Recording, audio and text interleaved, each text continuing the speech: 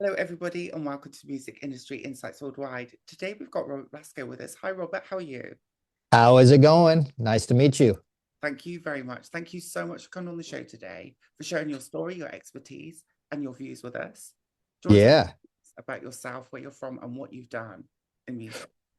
Ooh, well, that's a big one. Lo, let me let me give the quick summary. Yeah. My origin story is one of a musician. I got a record deal with my very first band called Cryptic Slaughter in 1985, and then and I was in high school. Yeah. Just to put that correctly, so I was 15 years old in high school, and then the following years, 86, 87, 88, we put out a record every year, and we went on tour and stuff. Yeah, smaller stuff, like because we were all in high school. So, and it was the 80s, right? So there was no connection to the outside world. There was no internet and cell phones and things of that nature. So anyway, by the time I graduated high school, I'd already put out 3 records, been on tour. And so had to, that was the moment that you have to move out of your parents' house and kind of Yeah. become an adult. And I didn't want to become an adult, and I just wanted to chase the rock and roll dream. I still So, don't want to be an adult. so yes, so that's what I did. I moved to Hollywood and chased the rock and roll dream, Cool. and got record deals, did stuff, went on tour. And the long and the short of that is that eventually ended up leading into me just becoming like a hired gun bass player for all dudes that were in bands, but now their band name was their name. Saw that. So so I played bass in Danzig's band for a short time. Then I joined Rob Zombie's band Yeah. for 8 years and a few records. Then I joined Ozzy's band for like 15 years and a few records. And now I'm back in Rob Zombie's band. Anyway, all of that is sort of my musical career. But 20 years ago, I also started a management company because I knew that I couldn't be a hired gun to dude's name of band forever, and that wasn't a sustainable, scalable scenario. And so I was like, but I still want to be in the music business. I still want to be surrounded by that energy and spirit of things. So I started a management company. I found some bands to let me manage them. Yeah. I did that. And 2 years ago, I merged that boutique company with a bigger company called 10th Street Entertainment, which manages uh,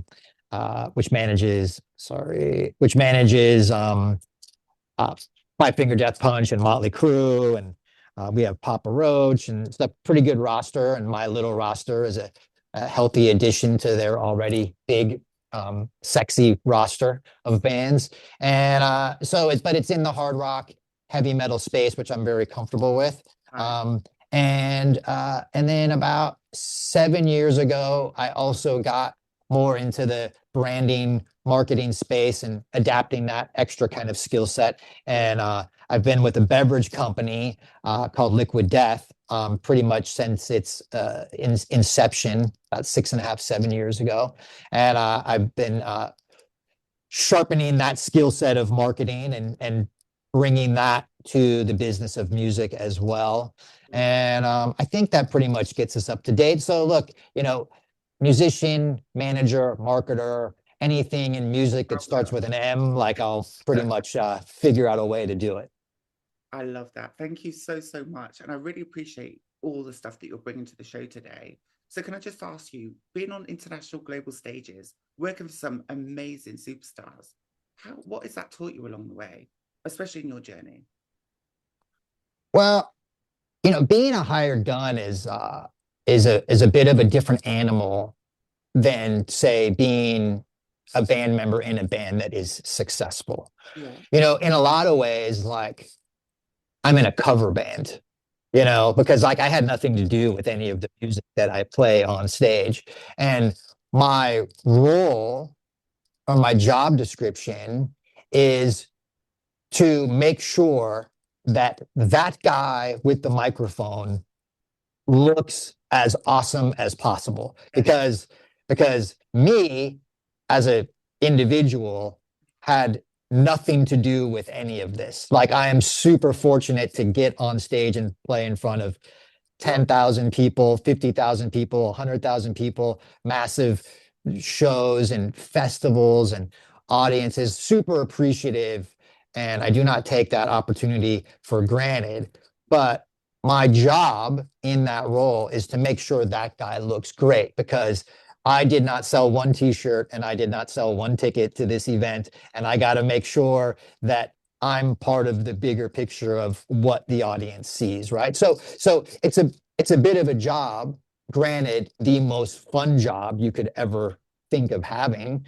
But you know, it's interesting because at this point in my life, it's so much not my identity and so much not what I do, meaning that I don't wake up every day and I'm like, oh, whoop, I'm a rock star, right? Like, and I get to go about my life being a rock star. Whereas like Rob Zombie wakes up every day and he's Rob Zombie, right? I'm not. I gotta get up and I gotta go to work. So it's kind of fun that at this point in my life, like playing in a band like Rob Zombie is just not my identity. It's a thing that I'm able to do and super appreciative that I get to do, but I do it at nighttime when no one's watching. And if you didn't know and if I didn't tell you, you wouldn't even know that I'm in the band, which is kind of a fun little aspect because I think that there's a lot of people that would totally murder someone for the opportunity to be in a band at this level. And like I said, I by all means am very appreciative of it. But it's just at this point in my life, being in the band is not my identity. Being in the music business is certainly my identity, but being in the band is just like the side gig, yeah, you know? what works for you, right? And how that fits your personality and what you want to achieve in the industry. Is that correct? Yeah, I mean, like I said, like I want to be around the energy of music. I don't have to be playing it. You Yes. know, I don't have to be at the forefront Yeah. of of where it's coming from, but I definitely want to be surrounded by the energy of music for as long as I possibly can. That's beautiful. Thank you so much for sharing that with us. And obviously, Yeah. very few people have worked as a manager, touring musician, and a brand strategist. So tell us a little bit more about how you see the industry from an angle that's changed all the time. It's interesting. Um, the the industry has certainly catapulted the the pandemic, like that shutdown, Yeah. changed a lot of things. Obviously, during the pandemic, you either had to survive or die. Yeah. And you had to be innovative and creative. And there was a lot of things in hindsight that were probably pretty stupid. But at the time, you didn't think of it that way. No. You know, and like a lot of like the live streaming stuff was kind of silly, you know, in hindsight, Yeah. you know, and if you're able to kind of look back on things like, you know, hindsight is always 2020, you know, Yeah. that kind of visibility. You're like, man, we should have just hibernated. Um, We should have just wrote a lot of music and we should have recorded a lot of music and really used the time to kind of be invisible, but then whenever the world returned to kind of come out with a very fresh perspective of music. I think in hindsight, those are maybe things that would have been how you would have approached it. But we didn't know when and if we were ever going to come out of this thing, and we couldn't do shows, and a lot of the income had dried up. So you yeah. know you had to get creative. So you know I don't I don't regret anything that we did. Um, but after that, things started to progress at a very rapid rate and things changed. Things got more expensive. A lot of things got more expensive. Touring definitely got more expensive. The Everyone came out of the pandemic all touring at once, so the competition for the dollar was very critical, in that the package that you had to put together had to really be of a significant value because you were competing with everyone at the exact same time, and people can't go to two shows in the same night. So they have to make a decision. Yeah. And a lot of people can't go to multiple shows in a week. Yeah. So they have to really kind of make very specific decisions of where their money is being spent. Yeah. We're kind of just coming out of that now, but the result of a lot of that is that things have become expensive, and so it's become a real challenge to be able to tour nowadays. I think from the business side, there's been a lot of the digital marketing really elevated. Yeah. TikTok has really kind of blown up as being a real critical part of people listening to music and where they listen to music and how they interact with music, and having the utility of your songs being usable for content and within content, and how that can potentially break a band or drive attention to a band and convert into streams on Spotify. That's been a newer thing in the last 5 years. There's been a lot of digital products that have surfaced that have helped. If you look at the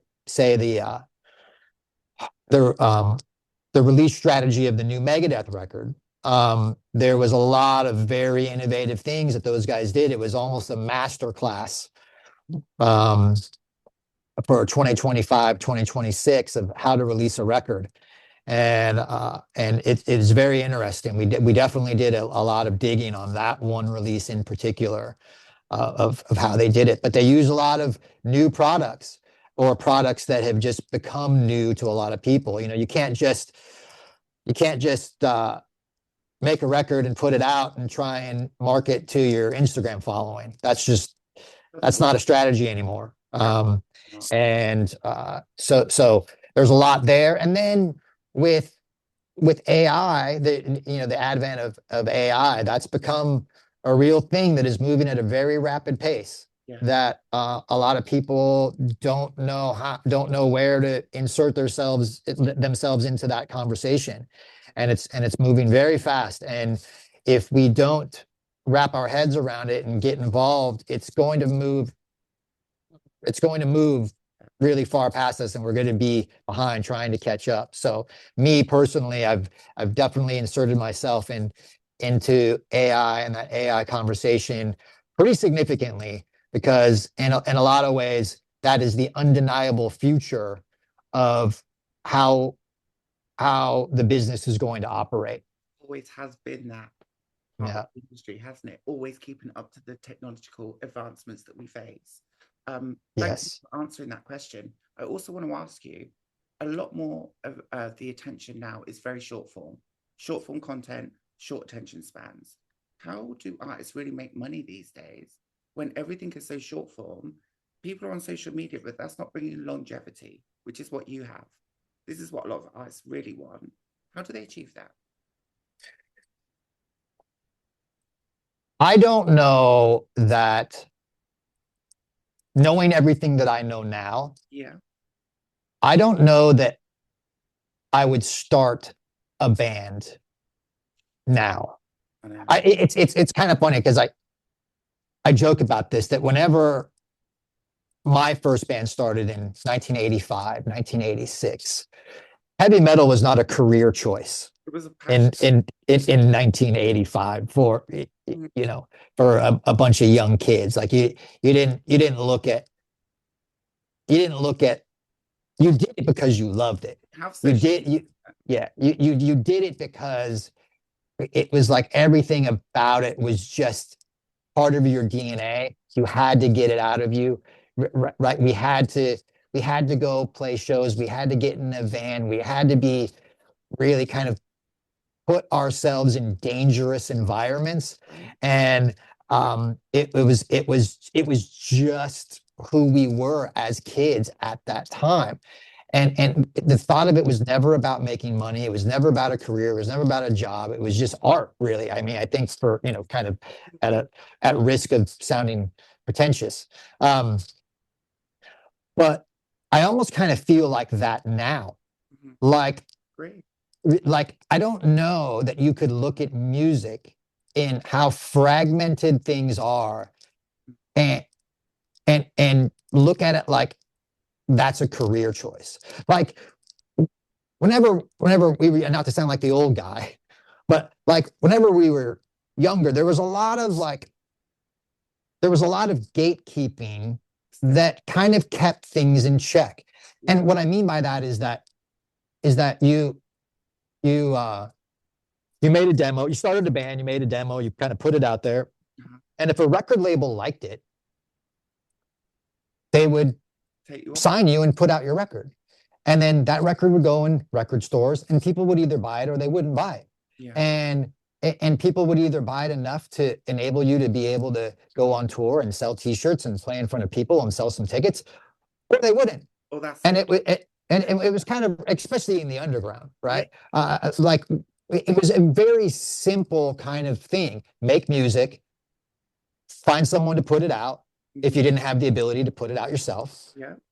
and put it out, and hopefully it connects. Mhm. And that was really the process. And it either connected or it didn't, because not everyone that got a record deal and put out a record was a good band, but it certainly weeded out a lot of stuff. Didn't it? Whereas now streaming has put everything in front of everybody, and it's a lot harder Yeah. to get noticed. And then it's like almost like option paralysis if you're like, okay, we're going to start a band and we're going to make music, but then like you said, do we make a horizontal video that goes on YouTube? And then, or do we cut that up into vertical videos that go on TikTok? Are we mainly just going to go on TikTok and play the song acoustically and hopefully that connects? Like there's so many places to try and build a career, and all of those places have where careers have started.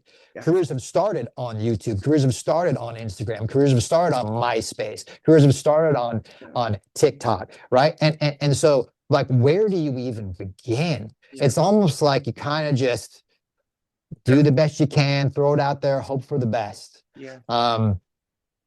And then a lot of it too, with all of these platforms, they're now at a point to where the algorithm is very constricting to the people that you can reach. So building a following used to be that was the goal.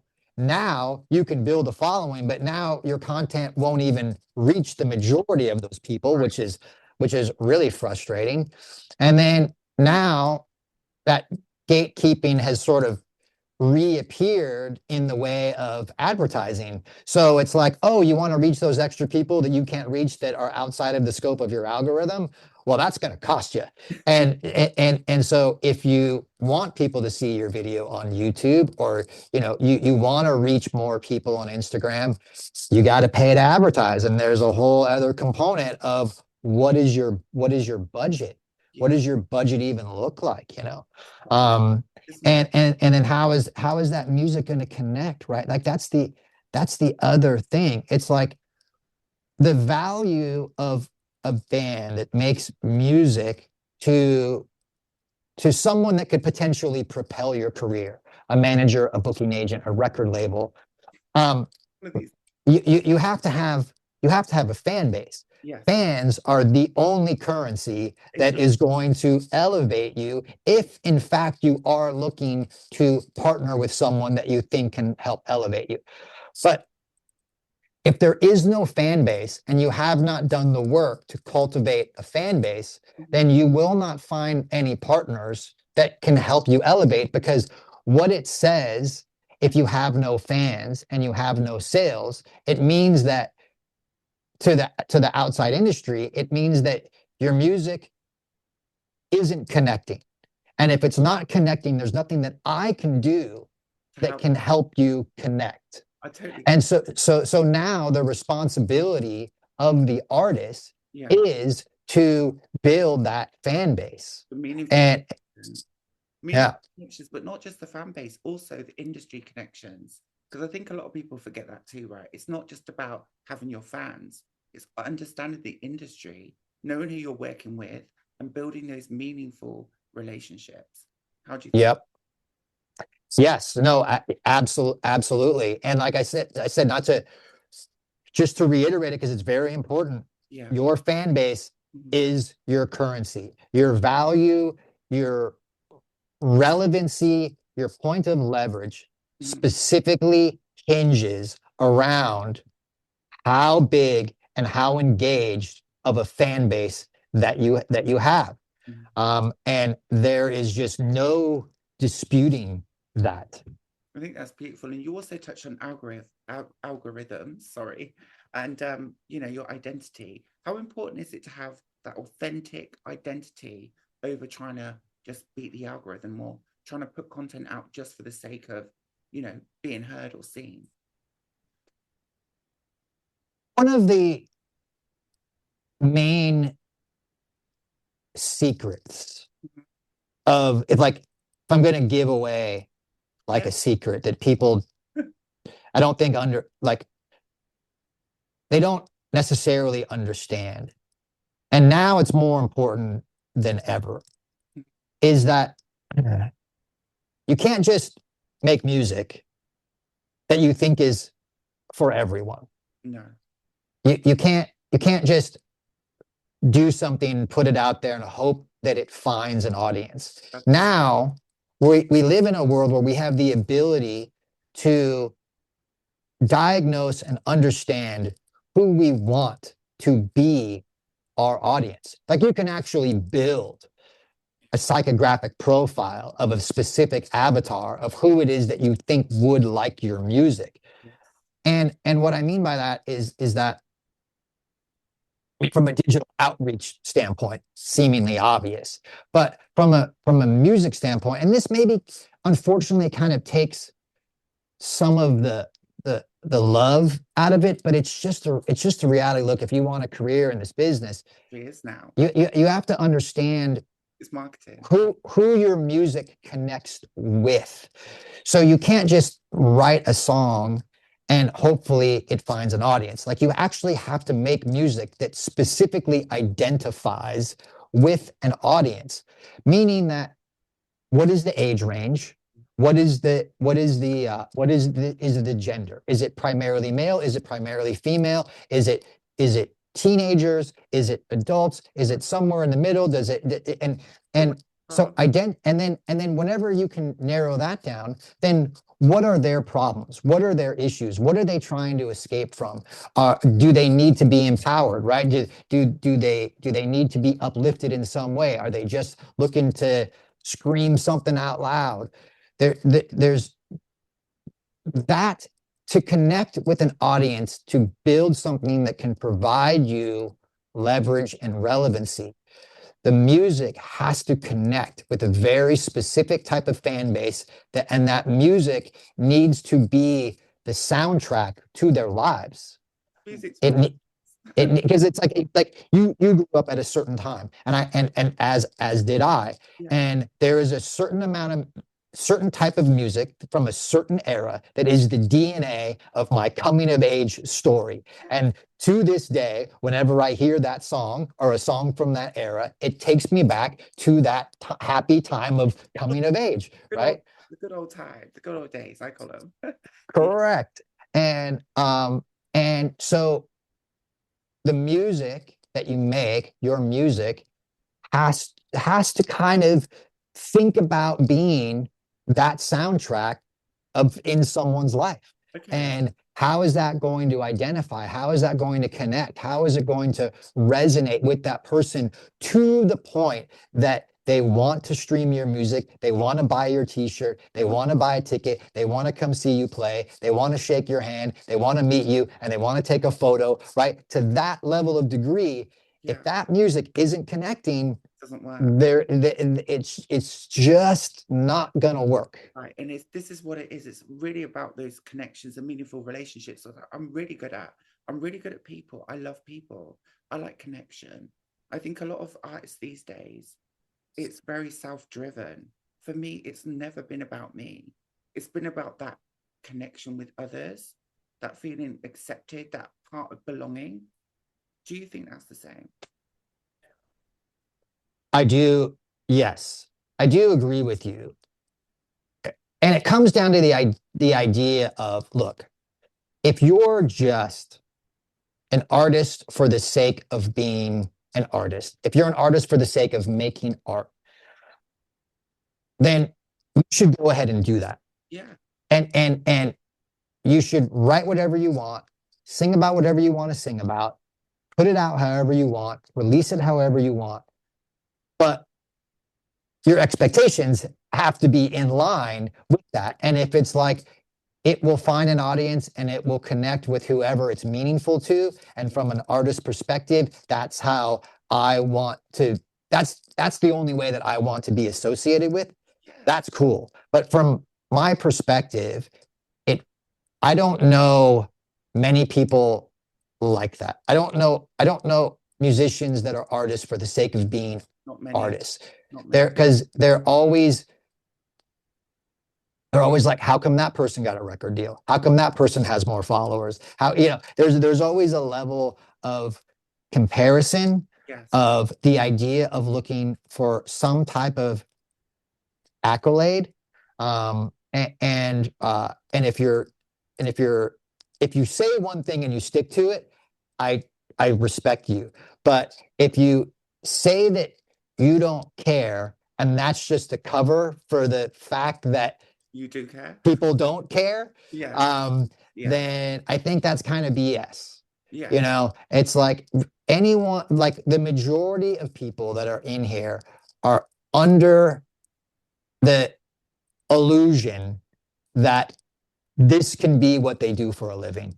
Yeah. And if that is the case, then a little bit of the art mentality has to be kind of removed and has to be replaced with more of an analytical, strategic yes.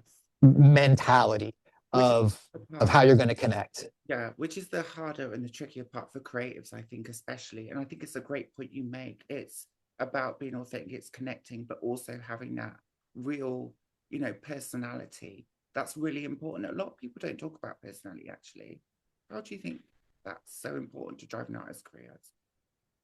You are right. There is a really clear distinction between someone that operates with the creative side of the brain and someone that operates with the analytical side of the brain. And most of the time, those things cannot coexist. Which is why and people and in some ways, that's sort of the unfortunate predatory nature of the origin of the music business. Yeah. Someone with the analytical brain approached someone with the creative brain and kind of took advantage of them in a lot of ways. Like if you talk to a lot of or you read stuff about sort of the sort of early era of like in the 40s and 50s and how musicians really got taken advantage of and royalties weren't paid out and but they didn't know, right? There's a lot of situations where people just got like, oh, we'll just pay your rent. Mm-hmm. Oh, we'll just pay for your car. Whilst they had any money in the bank. Whilst the business is collecting all of the money. But yes, if you look under the hood of a record deal, it's not artist friendly. And it's specifically not artist friendly because the artist, I mean, I've been in that position, right? You're like, I'm in a room, I'm the artist, I have a record deal, and the liaison is an attorney. Yes. And the attorney is trying to explain it to you. And all the artist thinks is maybe I'm the exception. Maybe I'm the breakout star. Why couldn't it happen to me? Because seemingly it's happened to other people that are just as talented and good looking as myself. So what about it is stopping me from taking this risk Yeah. of signing this record deal, giving away my masters, giving away my art, um, and for the really very small chance that it's going to explode and things are going to work out for me and I can renegotiate my deal and I can kind of start renegotiating those leverage points Great. and get a higher royalty rate and get a better return and all of that. I mean, that is like 1 in a million. They always And say I'm one of them, 1 in a million. They yeah, always say that. yeah, I do, and if you don't believe it, you can't see it, but you have. And this is another thing, Robert. Sorry to interrupt you on that. Is yeah. you don't believe in yourself. Who's going to believe in you? If you don't go out there and get it, who's going to go and get it for you? Right? Well, that's certainly the world that we live in now. I mean, it's like because everything is analytics. Like, I'll give you a specific, for instance. Yeah. If you're in these types of conversations and someone goes, ah, I found this new band I really like. From a business standpoint of view, the follow-up question to that is, how many views do they have on YouTube? How many followers do they have on Instagram? How many monthly listeners do they have on Spotify? Right? These are not Why? Not the real not not why. What's not the why? is does the singer have personality? Yeah. Not what does their music sound like? Not like who are they working with? Or like the follow-up question has nothing to do with the music and has everything to do about the metrics. Yes. And it sucks. And it's like, and people watching this would be like, man, that's a real bummer. And I don't disagree that it's not a bummer, but Like, it damn it. is the reality. It's lovely. And thank you so much for sharing all of this with us. It's been great. We've got 5 minutes left, Rob. How can Yep. people connect with you, find out more if they want to reach out, listen to your music, or connect with you? How could they do so? Yeah. Well, we connected via LinkedIn. Yeah. So you can find me on LinkedIn. I'm on Instagram, not so actively anymore because the algorithm kind of really has sort of taken me out of it. And I just kind of feel like I it's a know. real distraction. Whereas I feel like the conversations and the connectivity on LinkedIn feels more in line with where I am as a person in the business these days. Yeah. Um, and that's pretty much it. Like I manage bands at 10th Street Entertainment, and I help sell beverages from Liquid Death. So those are all the places that I'm hanging out at. We need to get some of that in the UK. And when you're in London, please do hit me up. It would be great to see you in person. All the Yes, that we've got coming up, you know. appreciate it. And we've got 5 minutes left. Is there any major wins or successes you want to share with us before you go? You've already touched on it. I feel very fortunate that I've had the opportunity to be in music for as long as I have. Good on you. Like, I really wake up every day and I thank the gods of rock and roll to have blessed me with this opportunity. And if there's any kind of takeaway from that, it's really been part um, part persistence, part ignorance is bliss. And I feel like it's okay to be a little head in the clouds Yeah. as long as there is a consistent persisting of chasing that dream and keeping your eyes and ears open to opportunities. And those opportunities may not always be what you envisioned, but an opportunity is an opportunity, right? I think whenever I started, like, my initial idea was I'm going to be in my own band, and that own band is going to reach a level of success. That is not what happened, but the opportunity to play in successful bands Do what you still led to a similar situation. Bravo. It just wasn't the initial goal, but I kept my eyes and ears open for opportunities and was prepared and ready to step into those opportunities.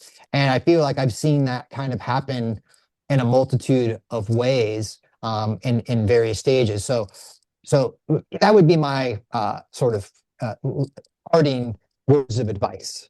Good on you. Thank you ever so much. This is so enlightening. This has been a great episode. Thank you ever so much, and we'll speak again soon. Appreciate it. Thank you.